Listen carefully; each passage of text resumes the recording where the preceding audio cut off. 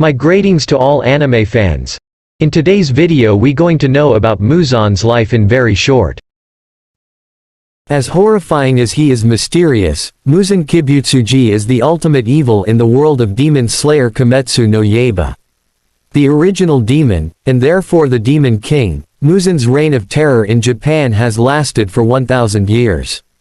A monster whose power makes even the deadliest demons quake with fear in his presence, Muzan is nearly immortal in the truest sense of the word. Able to survive decapitation and even the complete destruction of his body, along with the ability to create and control demons, Muzan is a nightmare beyond comprehension.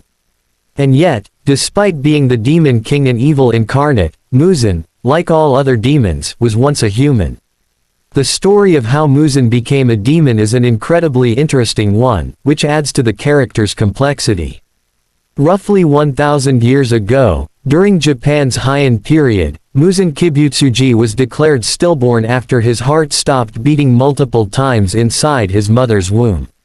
As he was about to be cremated, Muzan coughed and squirmed on the pyre, indicating this young, sick infant still had the will to live.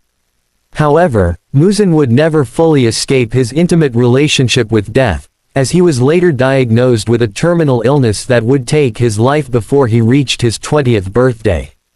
Refusing to surrender to death, Muzan sought out a physician who attempted to give the dying young man a few more years of life by experimenting on him.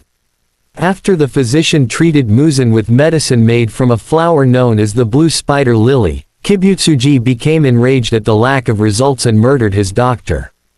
As soon as Muzan spilled the doctor's blood, however, he realized he had gained incredible inhuman strength. Additionally, Muzan instinctively realized that he would die if he were ever to be exposed to sunlight.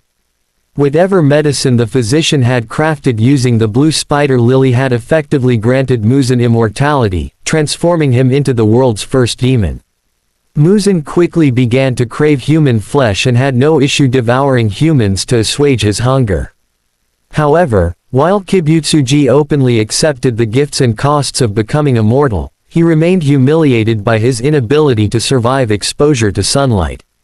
Muzan had spent his entire life on death's door, and now that imminent death no longer loomed over him, he found himself trapped by his new weakness, only able to live his life in the dark. Muzan was intoxicated by his immense power as a demon but refused to accept anything other than total immortality as the perfect being so that death would forever remain a stranger to him. Having been granted immortality by the blue spider lily, Muzan sought to replicate the doctor's work with the flower in order to find a way to eliminate his weakness to sunlight. Unfortunately for the progenitor of demons, the physician's notes were inconclusive, the information regarding the location of the flower and how to use it having died with the doctor.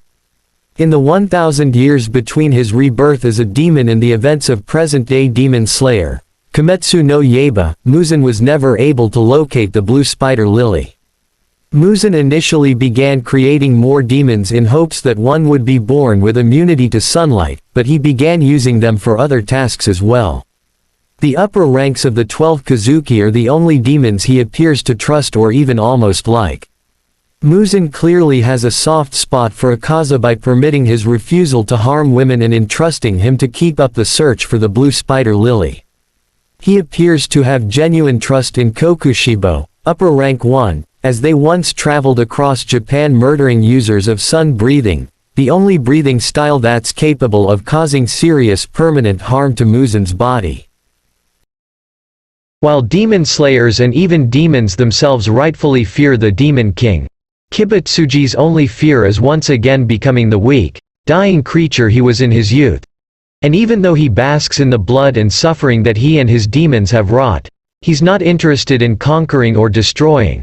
He just wants to become the perfect being. He has committed countless acts of unspeakable evil during his long life, but his motivation is utterly human. He is afraid of death. Thanks for watching this video. Hope you enjoyed it.